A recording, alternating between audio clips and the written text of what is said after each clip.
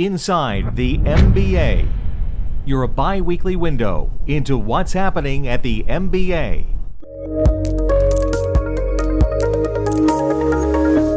Hi, I'm Rob Van Raphorst. Welcome to MBANow. The Consumer Financial Protection Bureau, or the CFPB, has been one of the most impactful departments in the last few years in Washington, D.C.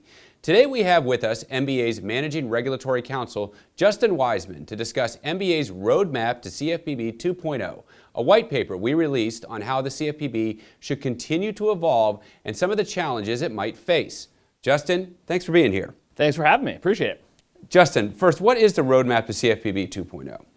I think the best way to understand it is to zoom out a little bit. In fall of 2017, MBA released its CFPB 2.0 paper. And in that, we articulated certain high-level principles that we thought the Bureau should consider as it continues its evolution, as you noted, from a startup agency to a neutral, non-political, but vigorous consumer regulator. So CFPB 2.0 established the high-level principles, such as things like no regulation by enforcement, more due process in their enforcement proceedings, and regulating through guidance and clear rules of the road rather than through enforcement proceedings, which is essentially regulation by enforcement.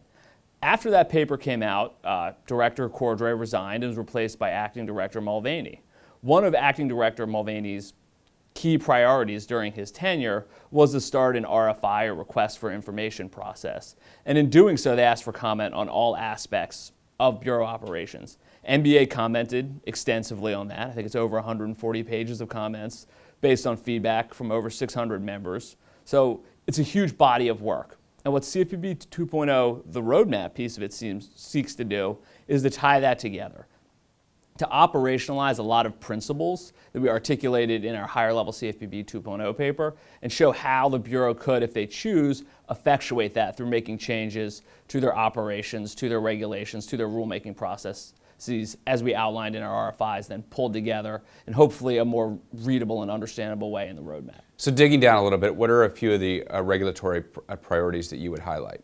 So on the regulatory side, I think first you have to highlight just the rule on rules and making more clear where the Bureau intends to use guidance or how they will use guidance to inform regulated entities of their responsibilities. I mean, we think it's very important that the Bureau provide guidance where appropriate and where it's possible so that people know the rules of the road, but that guidance isn't then used to penalize people who choose not to follow it. A good analogy is that we believe guidance should be a shield for those who choose to follow it and not a sword for the Bureau to use against those that don't. On the specific regulatory side, because the Bureau did ask for comments there, I think it's extremely important to highlight the loan originator compensation rule. That emerged in conversations with our members as our top priority for where we think there could be targeted regulatory changes that will both enable the industry to extend credit to more consumers while retaining the core consumer protections at the heart of the rule. So where can our members find out more information about the roadmap to CFPB 2.0?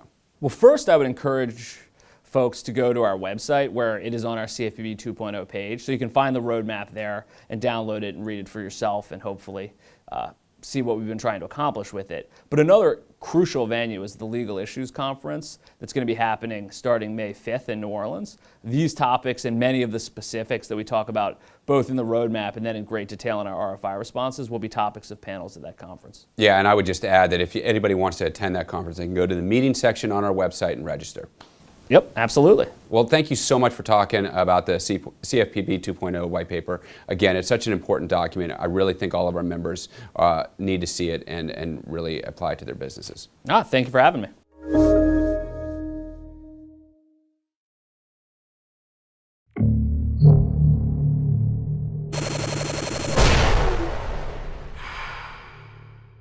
This is Mortgage News Network.